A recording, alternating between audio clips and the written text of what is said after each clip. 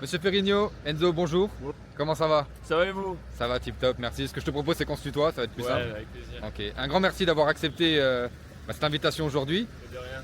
On va pouvoir faire cette entrevue et tu vas pouvoir nous en dire plus sur le métier de courtier, d'assureur, etc. Avec plaisir. Ok. Ce que je te propose, c'est qu'on marche tranquillement.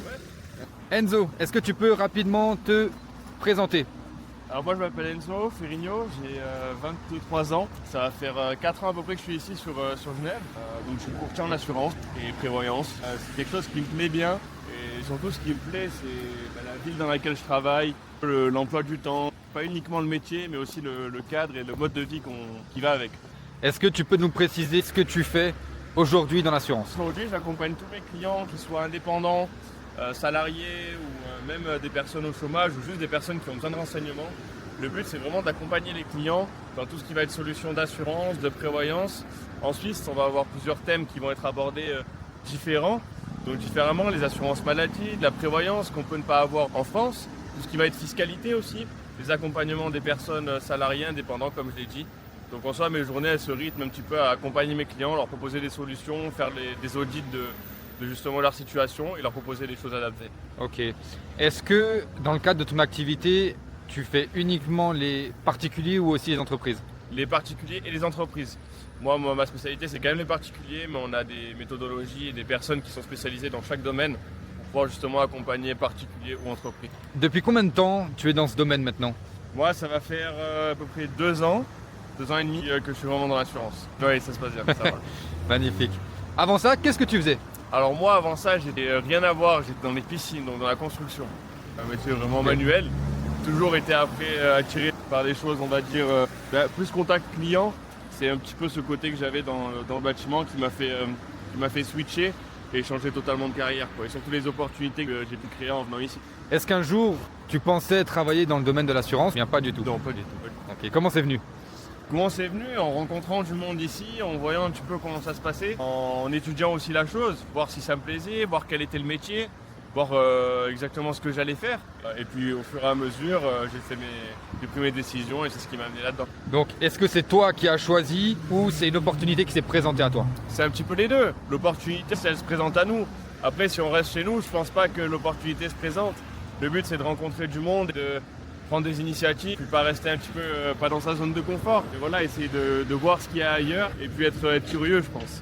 C'est toi qui as contacté des entreprises ou bien c'est une entreprise directement qui est rentrée en contact avec toi? C'est moi qui ai contacté une entreprise, j'avais envoyé une candidature parce que j'avais des amis qui travaillaient dans ce domaine-là, Ok. qui travaillaient en compagnie d'assurance. Et c'est moi qui ai justement envoyé mes CV. Et c'était une personne que je connaissais qui m'avait un petit peu recommandé dans cette entreprise. Ça s'est passé comme ça. Et donc, tu es rentré un petit peu sur recommandation ou bien tu as été pistonné ou bien... Pas trop pistonné, non. Ça a été, on m'a dit qu'il y avait un poste qui était ouvert dans une entreprise. Moi, j'ai refait mon CV en fonction d'eux. Je suis allé directement, je me suis présenté et puis voilà, ça s'est fait un petit peu comme ça. On va aborder un peu le sujet des peurs, des doutes qu'on peut avoir lorsqu'on démarre une activité parce que tu as démarré en tant que courtier. On va en parler plus tard, mais le métier de courtier n'est en général pas soumis à une rémunération fixe. Donc, il y a une prise de risque de ta part. Quelles ont été tes plus grosses peurs au début?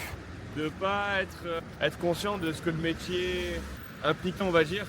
Qu'est-ce qu'il fallait faire exactement pour réussir et ne pas être au courant également de comment ce métier fonctionne. C'est-à-dire quand est-ce qu'on va être payé, parce que ça aussi c'est une question. Comment on va être payé, à quoi sont soumises ces commissions, est-ce que je vais avoir beaucoup de clients, est-ce que les clients vont être viables, est-ce que moi je vais être compétent dans ce domaine. Vous voyez, toutes les questions qu'on peut se poser quand on rentre dans ce type de métier payé uniquement à la commission. Après il y a quelque chose qu'il faut prendre en compte, c'est que moi je me suis lancé et franchement j'avais qu'une envie, c'était de réussir là-dedans. Donc tout ce qui était possible et imaginable, je le mettais en œuvre pour réussir et travailler à 100% là-dedans. Est-ce que tu doutais de toi lorsque tu as commencé? Si, moi je savais pas si ça allait le faire. C'est compliqué dans un métier qu'on ne connaît pas du tout, un métier qu'on doit apprendre et en même temps, techniquement, on n'a pas de salaire fixe. Donc il y a une grosse part de doute. Mais après, est-ce que j'ai douté au point de, au bout de 2-3 mois, abandonner? Non. J'ai juste douté de combien de temps ça allait prendre. Toi aussi, tu as quitté ta famille? Ouais, voilà. Tu viens d'où de base? Moi, je viens du sud de la France. Non, moi, je suis parti, j'avais 19 ans, j'avais un diplôme juste dans le bâtiment. Donc, en soi, se lancer dans un métier payé uniquement à la commission qu'on ne connaît pas, dans une ville qu'on ne connaît pas, avec des méthodes qu'on ne connaît pas, un système qu'on ne connaît pas, toujours une part de doute, une part de peur. Ok. Mais il faut la prendre dans le bon côté. Et justement, cette peur, c'est pas quelque chose de négatif. Au contraire, c'est quelque chose qui va motiver à travailler encore plus. Ok. Parce que tu es toujours jeune, mais tu étais encore plus jeune quand tu es parti du domicile familial. Qu'est-ce qu'en ont pensé tes parents? Bah, quand je suis parti, j'avais un bon travail. Quand je dis un bon travail, c'est un travail qui les rassurait.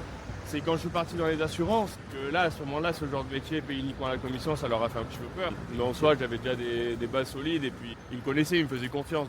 Est-ce que tu as eu cette peur au tout début, vu que tu ne venais pas de Suisse et donc que tu n'avais pas de réseau en Suisse, de ne pas trouver de clients finalement? Alors oui, au début, oui. Parce qu'on se dit, la société, qu'est-ce qu'elle va nous fournir? Comment ça va se passer? Comment on va réussir à travailler? Donc on a tous cette peur, je pense, quand on démarre. Est-ce que tu as eu une appréhension sur les techniques, sur les lois, sur les produits? On sait que régulièrement on entend quand on va à l'étranger, la Suisse c'est très rigide, c'est très carré, etc. Est-ce que tu as eu peur de tout ça? Peur, non. Après, juste hâte de tout connaître. Justement, être le plus apte possible à proposer les bons produits avec les bonnes méthodes et être sûr de ne pas faire d'erreur. Si tu devais citer 2 ou 3 points, qu'est-ce qui a été le plus dur au début? Qu'est-ce qui a été plus dur? De ne pas faire d'erreur dans ce qu'on dit aux clients, quelles sont les solutions proposées. Je pense plus sur la partie technique, de comment aborder un client, Est-ce que tu penses que tu as fait le bon choix? d'être courtier en assurance. Oui. De tout plaquer finalement et venir en Suisse et faire ce métier. Oui, c'est ce métier-là. Alors pour dans l'assurance, je pense que c'est propre à moi-même. Dans le courtage, après tout plaquer pour venir ici, je ne l'avais pas fait dans le domaine de l'assurance. Oui, ça c'est déjà de venir à Genève. C'est vrai que, on va le montrer, mais on est quand même dans un super cadre. Personnellement, moi je n'habite pas à Genève, mais le cadre est idyllique, hein, le lac, etc. C'est franchement magnifique. Ok, deuxième partie, on va aborder un petit peu le métier au quotidien, donc le métier de courtier. On doit couper régulièrement cette interview à cause de son téléphone. Bon, c'est pas grave, c'est le jeu, on sait ce que c'est. À quoi ressemble une journée type pour toi? Tous les matins, moi personnellement, je me réserve une petite demi-heure, 1 heure pour la partie admin, traiter ce que je dois traiter pour ma journée. Et puis ensuite partir sur mes rendez-vous clients. Tu prends plutôt tes rendez-vous de matin ou d'après-midi? Ou de soirée d'ailleurs? Ça va dépendre en fonction de la demande du client. Si le client il est plus disponible fin de matinée, début d'après-midi, ça c'est un petit peu à sa convenance. Super, super. Donc là, on va dire que tu vas vraiment t'adapter à ce que souhaite le client. Exactement. Tu vas pas forcément avoir d'horaire fixe ou autre. Exactement, ça va être ça, c'est en fonction de chaque client, ce que le client désire, comment il est disponible surtout. Et puis après on s'adapte. Ok, donc si un client souhaite te voir à 20h, est-ce que c'est possible? 20 h c'est possible, mais ça fait quand même un petit peu tard. Mais c'est des choses qui arrivent, si des personnes, voilà, une exception, un client que je connais bien, à ce moment-là, oui, on peut faire comme ça. Tu travailles plutôt seul ou en équipe? Alors plutôt corporate, je dirais, parce qu'en soi chaque avis est intéressant de prendre de chaque collaborateur. Si une personne elle travaille différemment de moi, je vais savoir, je vais vouloir comprendre pourquoi. Peut-être elle a des méthodes plus efficaces. Je pense que c'est toujours bien de travailler en équipe, même si on est un petit peu solitaire, parce que ça nous permet de voir différents types de personnalités au travail. Et puis je pense que ça peut être bénéfique. Est-ce que c'est plutôt un métier stressant ou pas? Oui, au début. Quand on ne sait pas un petit peu comment s'organiser, c'est assez compliqué, c'est un petit peu stressant. On ne sait pas trop comment s'organiser, comment faire. Mais après, ce stress, il part vite quand on arrive à trouver son roulement. On entend souvent dire que les courtiers, surtout les indépendants, ont des horaires flexibles. Est-ce que c'est vrai? Ah oui, nous, on s'organise un petit peu comme on veut. Ça va être des journées vraiment comme nous, on le souhaite. Et on arrive, nous, à s'imposer quand même des règles où on décortique un petit peu notre journée et on la compose un petit peu comme on veut.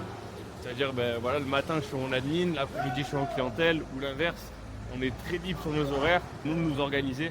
Donc chacun met un petit peu son cadre. Donc, on a dit, tu organises vraiment ton gendarme comme tu l'entends, et puis tu fais beaucoup en fonction de tes clients. C'est-à-dire que il se peut que tout d'un coup, lundi, mardi, tu n'aies pas de rendez-vous, mais que mercredi, jeudi, ce soit le rush, et puis vendredi, un peu plus chill, parce que les gens préparent le week-end, etc. Ça, la semaine, elle est un petit peu modulable, surtout en fonction des périodes, en fonction des clients. Après, c'est rare que pendant un jour ou deux, on n'ait pas de rendez-vous, mais on s'adapte. Ok. Oh, c'est bon signe si tu as des rendez-vous tous les jours. Oui, Ça veut dire que tu es un courtier qui a du succès. j'espère. Tu travailles combien d'heures par semaine environ? J'ai du mal à le quantifier, combien d'heures par semaine. En moyenne? Est-ce que c'est Une quarantaine, une cinquantaine peut-être. Ouais. Est-ce que vis-à-vis de ton employeur, tu es libre d'organiser ton emploi du temps comme tu le souhaites? Oui. On a quand même des objectifs. On peut organiser un petit peu notre emploi du temps comme on le souhaite. Pas au début. Il y a quand même des directives et un petit peu une structure à suivre. Parce que aussi, la plupart des employeurs, ils sont là pour nous montrer un petit peu le chemin à suivre, comment la journée doit se découper en fonction de eux, leur expérience, pour que nous aussi, on puisse arriver à moduler ça à notre manière. Mais donc il y a toujours des recommandations. Au début, on est quand même un petit peu drivé. Après, on arrive assez facilement à avoir de la liberté à ce niveau-là. Est-ce que selon toi, c'est un métier compatible avec une vie de famille? Je pense que oui, parce qu'on arrive toujours à faire des compromis. Parce que moi, je prends des rendez-vous assez tard le soir, mais parce que justement, je n'ai pas d'obligation. Maintenant, si demain j'ai une femme, des enfants, ce sera bien différent. Je pense que justement, il n'y aura plus de rendez-vous tard le soir. C'est totalement compatible avec une vie de famille. Justement, parce qu'on a aussi cette liberté d'emploi du temps. Tu as plus de liberté qu'avant par rapport à ton ancien métier de pisciniste? Oui, bah oui. Oui, parce qu'en soi, avant, c'était des horaires. Je faisais des grosses journées. J'avais un contrat à 80%, donc je faisais du lundi au jeudi. Et j'arrivais au dépôt, c'était 7h. Je repartais souvent, c'était 19h. Donc c'est à peu près entre 11-12 heures de travail par jour. Mais j'avais rien le temps de faire d'autre, justement, pendant ces heures de travail. Merci pour cette recommandation dans ce petit café. Sympa. Tout le monde se pose la question, moi aussi, je m'en doute, mais voilà, on va en discuter. Le sujet clé, c'est l'argent. Ok. Je vais te poser différentes questions, tu y réponds pour le bien de nos auditeurs qui seront sûrement très curieux. Si tu ne peux pas y répondre, ça te paraît indiscret, Pas de souci. tu peux ne pas y répondre, je te l'ai dit aussi en off. Et c'est normal, c'est des sujets qui sont sensibles. Est-ce qu'on peut bien gagner sa vie en tant que conseiller ou courtier en assurance? Alors, en tant que courtier en assurance, oui. Il faut savoir, il y a deux différences. C'est conseiller entre guillemets en compagnie. On va avoir des rémunérations qui vont être différentes du courtage. Le courtage, comme tu l'as dit, on va avoir des salaires qui ne sont pas plafonnés, avec aussi des rémunérations qui sont différentes au niveau des taux de commissionnement. En tant que courtier, on peut très bien gagner sa vie parce qu'il n'y a aucun plafond, aucune limite. Donc ça va être quelque chose qui va être illimité. Alors après, de là, vous vendre du rêve et à nous dire on va faire des salaires mirobolants dès le début, non. Ça, c'est une idée reçue.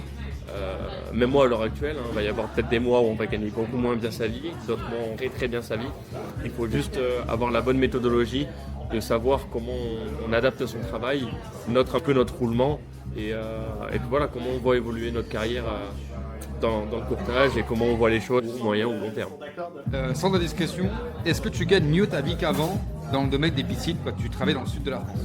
Ah oui, dans le domaine des piscines, j'ai aussi travaillé à Genève, mais oui, je gagne mieux ma vie. Après, c'est un autre métier, toute une autre atmosphère. Mais en soi, dans des métiers classiques, on va dire on va avoir un salaire fixe, on sait combien on gagne à la fin du mois, mais on ne peut pas gagner plus. Donc l'avantage, c'est que on a une sorte de confort qu'on va avoir, parce que tous les mois, on sait très bien qu'on travaille un petit peu mieux ou moins bien. Justement, on va avoir notre salaire fixe à la fin du mois. Par contre, on gagne mieux ma vie en tant que courtier qu'en tant que pisciniste. Quel est ton meilleur mois? Mon meilleur mois, pas vous donner de chiffres précis. Alors après, Tu peux donner une fourchette, oui, voilà. parce que je sais que tu m'avais dit que tu as eu une grosse vente avec un client un jour, qui concernait aussi en partie l'immobilier. Tu peux donner une fourchette si tu le souhaites, tu n'es pas obligé de donner un chiffre précis. Les meilleurs mois, c'est on va dire 5 chiffres. Après, comme je l'ai dit, c'est pas ça tous les mois. On va avoir des mois où on gagne quand même bien sa vie, parce que 5 chiffres, ça commence à être des salaires, surtout quand on est jeune, qui sont très très confortables. Donc mon meilleur salaire, ça a été 5 Quand tu dis 5 chiffres, c'est quoi? C'est plus de 10 000 ou c'est plus de 20 000? Ça a été que dans le domaine de l'assurance, plus de 10 000. Ok. Tu as eu une belle vente immobilière l'année passée. Nous, tu sais, on est partisans de ça. Promouvoir justement, les gens viennent leur vie et c'est l'idée. Si tu devais donner une moyenne mensuelle, en général, Moyenne fourchette, mensuelle. toujours pareil. Comme ça, les gens peuvent aussi comprendre que tu as réussi à faire des mois à plus de 10 000, même plus de 20 000, mais en moyenne, à quoi s'attendre? Je dirais plus annuel, mais mensuel, un courtier classique peut espérer gagner entre 5 et 10 000 mensuels. Je pense que c'est une bonne fourchette quand on travaille bien et qu'on est régulier. Est-ce que tes revenus sont stables? Pas tellement, après il y a une certaine stabilité où quand on arrive à faire des meilleurs mois, justement on va pas être bête au point d'aller chez Rolex dès le premier mois, mais en soi c'est stable, oui et non, selon les périodes. Non, il y a des mois où on va faire peut-être 2000, 3000, d'autres mois on va faire plus. Donc stable non, on arrive à se stabiliser justement, sachant comment travailler. À partir de quand tu as commencé à vraiment bien t'en sortir financièrement? Quand j'ai Combien de temps de courtage? Quand j'ai compris le métier, quand j'ai compris exactement ce que les clients attendaient de moi. Souvent, certains courtiers sont plus des vendeurs que des conseillers. Nous, le but, c'est vraiment d'accompagner le client et de voir ça au long terme. Certains courtiers que j'ai pu croiser dans ma carrière sont là uniquement pour peut-être vendre des produits ou quoi. Le but pour réussir, je pense, dans le métier du courtage, ça va être vraiment d'accompagner le client, de comprendre ses besoins, pas de faire quelque chose pour bien gagner sa vie, mais faire quelque chose pour que lui se sente accompagné et aidé dans toutes ces démarches qui peuvent être assez compliquées. Commencer le courtage, on sait qu'au début, il y a un petit moment où ça doit se lancer, il doit y avoir du roulement. En termes de temps, combien de temps ça t'a pris toi avant de vraiment décoller? Quand je dis décoller, c'est d'aller chercher un salaire au-delà d'un salaire classique en Suisse. On sait que le salaire classique est entre 4500 et 5500. Combien de temps ça t'a pris toi pour vraiment décoller? On va dire 4 mois, 3-4 mois je pense. Ok, super. Donc on peut dire que t'es quand même un courtier qui a réussi à avoir une réussite assez rapide. Oui, en soi c'est ça, il y a des personnes ça va prendre plus de temps, mais c'est pas forcément négatif. Il y a des personnes à qui ça a pris 6, 7, 8 mois, mais qui gagnent à l'heure d'aujourd'hui très très bien leur vie. D'autres, dès le premier mois, ça a été incroyable, mais au final, à l'heure d'aujourd'hui, c'est plus pour ça. Du coup, est-ce qu'il y a une vraie progression avec l'expérience que tu as pu acquérir au fur et à mesure de tes rendez-vous? Ah bien sûr, il y a déjà une confiance, c'est une légitimité qu'on n'a pas au début. Ce qu'est le métier exactement, on ne connaît pas tous les produits, on ne connaît pas comment vraiment bien accompagner le client. Donc bien sûr qu'il y a une vraie progression au fur et à mesure du temps. Et je vois même des courtiers qui sont là depuis plusieurs, pas dizaines d'années, mais presque, et qui me disent on en apprend encore tous les jours. Je reviens sur ce que tu dis, tu parlais de comprendre le système social, la formation, etc. Tu le sais, on va en parler un petit peu par la suite des formations clés dans ce métier. J'imagine que tu as dû investir sur toi-même, surtout en tant que courtier, pour faire ta formation. Est-ce que les revenus sont à la hauteur de l'investissement que tu as dû faire dans cette formation enfin? Oui, moi je me suis formé en interne. En soi, il y a surtout du temps, un petit peu d'argent, parce que mine de rien, au début, quand on commence cette activité, on gagne peut-être pas dès le premier mois, même voire dès le deuxième mois, ça dépend des courtiers. Donc oui, il y a un investissement de temps et aussi d'argent. Est-ce que tu dirais que c'est un métier rentable? Oui, c'est un métier rentable. Même pas que sur le plan financier, sur le plan de la vie. En général, c'est quelque chose qui nous permet d'être libre en temporalité, mais on peut organiser notre journée comme on veut. On a la liberté aussi un peu géographique, on n'est pas tout le temps dans un bureau, on voit du paysage, on a la possibilité de gagner notre argent, d'adapter nos journées en fonction de comment on veut qu'elles se passent.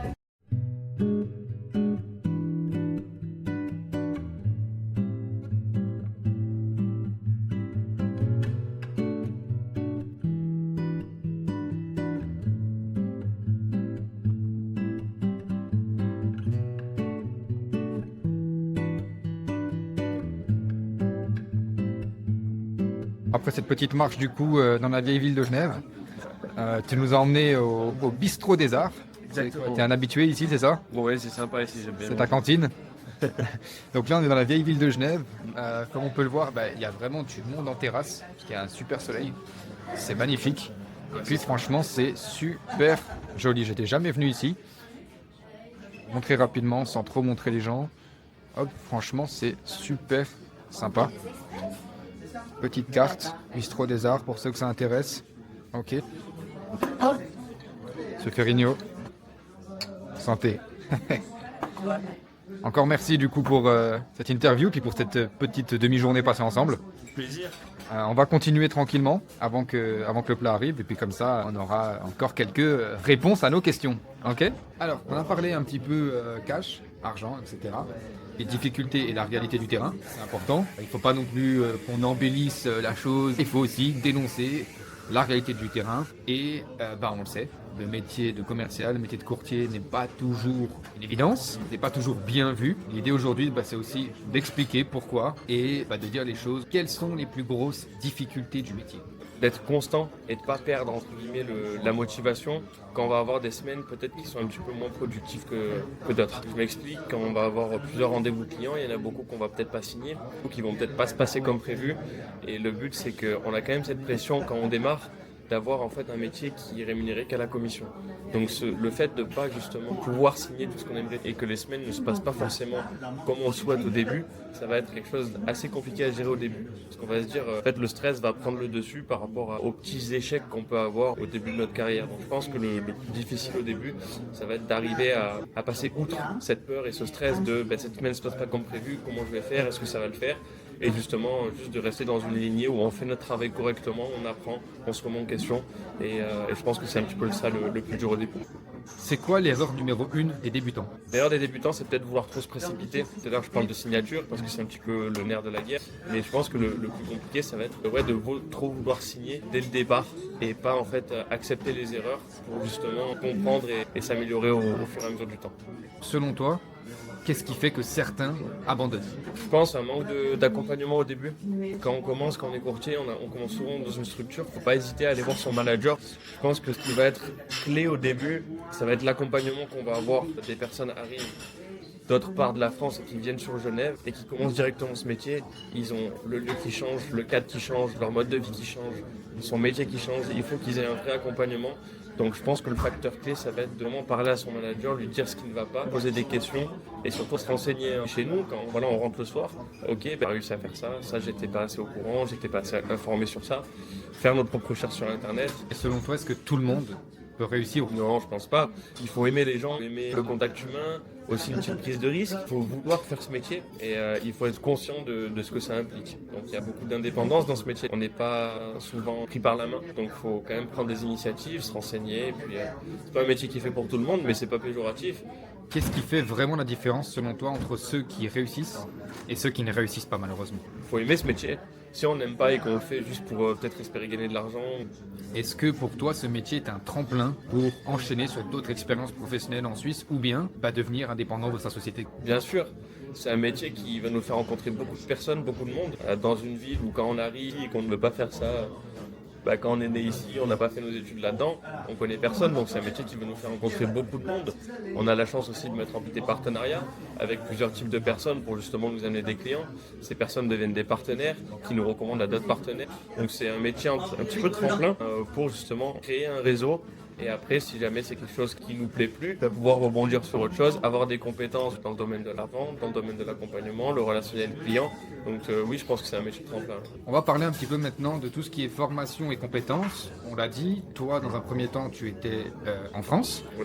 tu es venu en Suisse et donc dans un métier assurantiel, tu n'as pas pu inventer les choses finalement. Tu as dû te former et donc on va parler de comment ça s'est passé pour toi.